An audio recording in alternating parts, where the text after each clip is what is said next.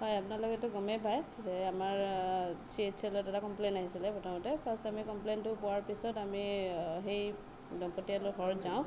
প্ৰণৱ কুমাৰ দাস আৰু বুধবালা দাসৰ ঘৰত যাওঁ আৰু ঘৰত গৈ আমি তেওঁলোকক লগ পোৱা নাই তেওঁলোকৰ মাকক লগ পালোঁ মাকে আমাক শিশুটি মৃত্যু হোৱা বুলি কৈছিলে তো মৃত্যু হোৱা বুলি কওঁতে আমি কিছুমান ডকুমেণ্টছ বিচাৰিছিলোঁ যে ক'ত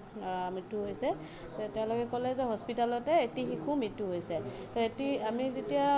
সুধিলোঁ যে হস্পিটেলত যদি মৃত্যু হৈছে তো কিবা এটা এভিডেঞ্চ থাকিব সেই এভিডেঞ্চটো আমি বিচাৰিলোঁ তেওঁলোকে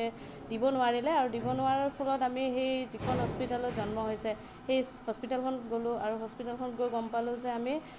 যে সেই শিশুটো আচলতে মৃত্যু হোৱা নাই আৰু শিশু এটি নহয় দুটি শিশু জন্ম হৈছিলে তাৰে এটি ছোৱালী শিশু আছিলে আৰু এটি ল'ৰা শিশু আছিলে তো সেই শিশু দুটি সিহঁতে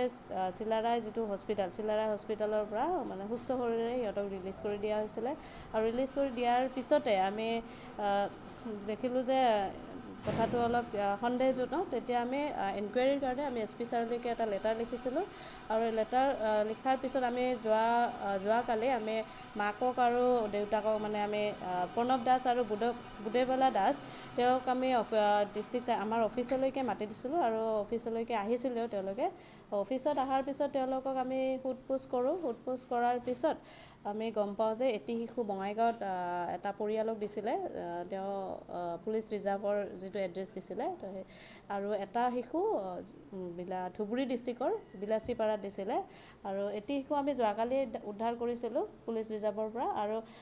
আজি আমি উদ্ধাৰ কৰিবলৈ সক্ষম হৈছোঁ আৰু সিহঁতকো মাতি দিছিলোঁ আমাৰ অফিচলৈকে যাতে কোনো ইছ্যু নহয় বুলি তো সিহঁতেও উইলিংলি আহিছে আমাৰ অফিচলৈকে আৰু এতিয়া আমি সেই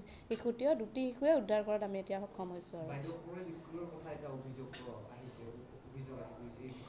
সেই বিষয়টো ক্ৰয় বিক্ৰয়ৰ কথাটো আমি সুধিছিলোঁ তেওঁলোকক কিন্তু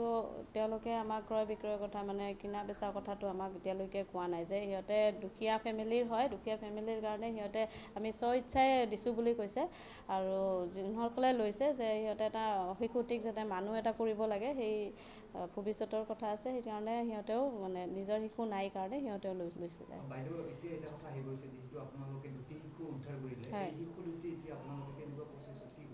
হয় এতিয়া আমি উদ্ধাৰ কৰিলোঁহে তো আজি আমাৰ CWC যিহেতু চিটিং নাছিলে তো আমি এতিয়া ৰোষ্টাৰত সিহঁতক মাতি দিছোঁ সিহঁত আহি আছে এতিয়া আমি তাতে প্ৰডাকশ্যন কৰি দিম প্ৰডাকশ্যন কৰাৰ পিছত সিহঁতে যি ডিচিশ্যন লয় তেতিয়া আমি সেই ডিচিশ্যনতে কাম কৰিম আৰু নাই এতিয়াতো আমি মাতৃৰ হাতত গতাই নিদিওঁ এতিয়া আমি শিশু দুটি আমি স্পেচিয়েলাইজ এডপশ্যন এজেঞ্চিত ৰাখিম